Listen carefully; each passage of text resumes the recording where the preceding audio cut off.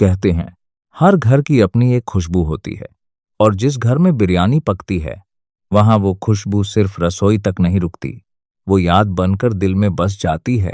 एक दादी माँ हुआ करती थीं, जिन्होंने कभी किताबों से रेसिपी नहीं सीखी, उन्होंने सीखा था अंदाजा से। वो कहती थीं, बिरयानी हाथ से नहीं, नीयत से पकती है।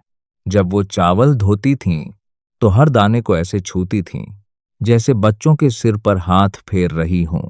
जब पानी उबलता, तो उसमें डालती थीं तेज पत्ता, बड़ी इलायची, लौंग और कहती थीं, ये मसाले नहीं, खुशबू की दुआएं हैं। धीरे धीरे भाप उठती, ढक्कन बंद होता और पूरा घर इंतजार करता। वो इंतजार ही बिरयानी का असली स्वाद होता है। समय बदला, रसोई बदली, गैस चूल्हे आए, मॉडर्न बर्तन आए, लेकिन बिरयानी का दिल नहीं बदला।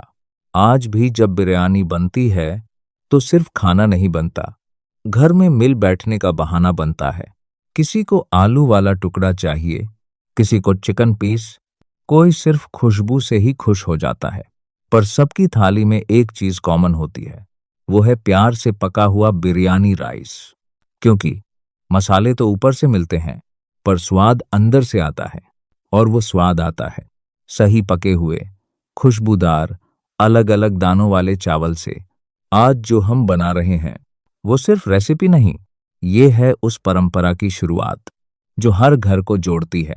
जब आप ये बिरयानी राइस बनाएंगे तो याद रखना, ये वही आधार है जिससे आपकी रसोई में भी त्योहार जैसा माहौल बन सकता है। बिरयानी सिर्फ पेट नहीं भरती, ये रिश्ते भी भर देती है। और इसलिए कहते हैं, जहां बिरयानी पकती है वहां दिल खुद ब खुद पास आ जाते हैं। इस स्वादिष्ट सफर की शुरुआत एक छोटे शब्द से हुई, बिरिंज। फिर उसने पर्सिया की खुशबू पकड़ी और भारत की रसोई में शाही स्वाद बनकर खिल उठी। ये है बिरयानी की कहानी, प्याज के परतों, मसालों की दुआओं और चावल के हर दाने की कहानी। बिरयानी सिर्फ एक डिश नहीं, ये सदियों संस्कृति, रचनात्मकता और स्वाद का संगम है। बिरयानी शब्द फारसी भाषा के शब्द बिरिंज, चावल और बिरियान, भूनना से आया है, यानी भुना हुआ चावल। बिरयानी की उत्पत्ति संभवतः पर्सिया, आधुनिक ईरान से हुई थी, जहां से यह मिठास भरे मसालों और खुशबूदार चावल के साथ भारत आई। जब यह डिश भारत आई तो मुगल शासकों ने इसे अपने शाही रसोई घर में अपनाया। मुगल दरबार के बावर्चियों ने भारतीय मसालों और स्थानीय तकनीकों को मिलाकर इसे एक बिरयानी के रूप में विकसित किया। कहते हैं कि मुगल सम्राट शाहजहां की रानी मुमताज महल ने एक बार अपने सैनिकों को पौष्टिक और स्वादिष्ट भोजन देने के लिए मांस और चावल को एक साथ मिलाकर बनाई थी और इसी से बिरयानी को बड़ा रोमांचक रूप मिला। बिरयानी ने धीरे धीरे बड़े बड़े शाही दरबारों की रसोई से बाहर निकलकर हर घर, बाजार और उत्सव का हिस्सा बनना शुरू किया। अब यह सिर्फ एक व्यंजन नहीं रह गया, बल्कि धर्म, त्योहार, शादी, ब्याह और खास मौके की पहचान बन गया। जैसे जैसे बिरयानी पूरे भारतीय उपमहाद्वीप में फैली, हर क्षेत्र ने इसे अपने अंदाज में ढाला। हैदराबादी बिरयानी दम पकाने वाली, खुशबूदार शैली, मुख्य रूप से बासमती चावल के साथ। लखनवी अवधी बिरयानी हल्की मसालों वाली, रॉयल स्वाद वाली।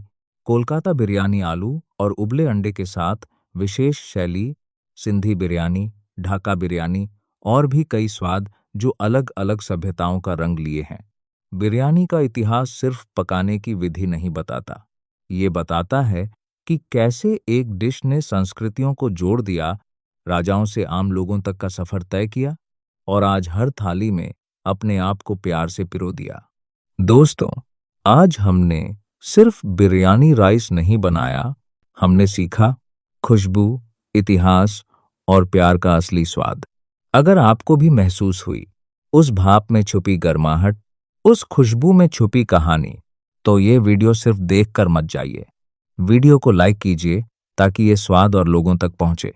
शेयर कीजिए, क्योंकि अच्छी चीजें अकेले नहीं खाई जाती। कमेंट में जरूर बताइए आप किस तरह की बिरयानी बनाओगे इस राइस से।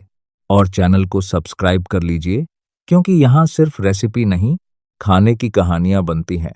मिलते हैं अगली खुशबूदार कहानी के साथ। तब तक खाना बनाइए, प्यार बढ़ाइए। Every night, I wait. Paradise, paradise seems so far away.